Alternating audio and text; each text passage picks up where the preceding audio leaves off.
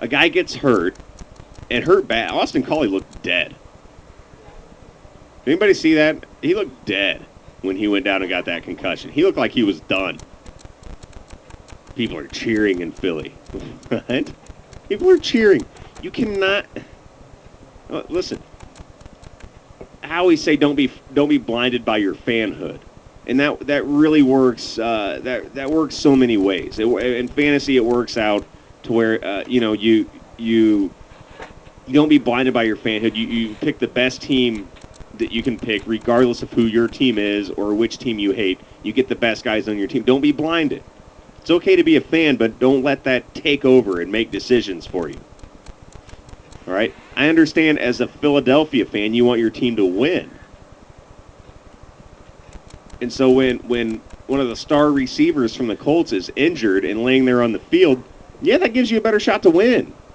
So as a fan, that makes you excited, but don't stop being a person. I mean, that's a guy down there. That's a dude inside of there. You know, if he would have had a broken neck, seriously, if he would have, like, shattered his vertebrae and never walked again, you know, would you have felt good about yourself for cheering? You really? Because your team won a regular season game? And people just forget. Fans just forget. They stop being people while they're being fans. It's like, no, man, there's a person in there. It's because he has a helmet on and you can't see his face. There's a person in there, and he's obviously in a serious amount of pain. I mean, show a little respect, show a little decency, and don't applaud that like a jerk. I mean, it doesn't seem so hard. I mean, and here's the worst part about it.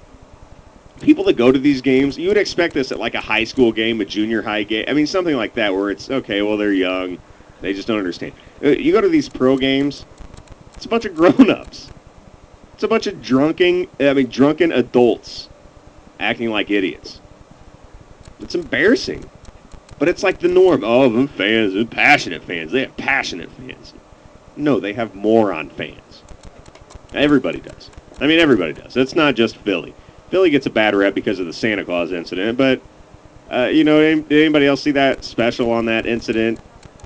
It was like the 60s, and it wasn't even like a real Santa. It's not like, get back here. It wasn't like a Santa that the Eagles hired to come out there. It was just some drunk guy at the game that one of the security guards or something saw sitting there and was like, oh, Santa Claus, come on down here and walk. Anyhow, it wasn't real Santa.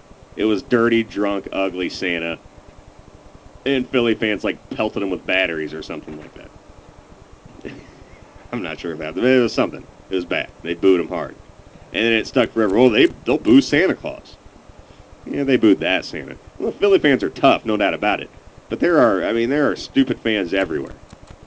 Passionate fans everywhere. We call it passionate. I mean, really, it's just idiotic, but we call it passionate fans. It's like if you put common sense, on the back burner for your fanhood, they call you passionate.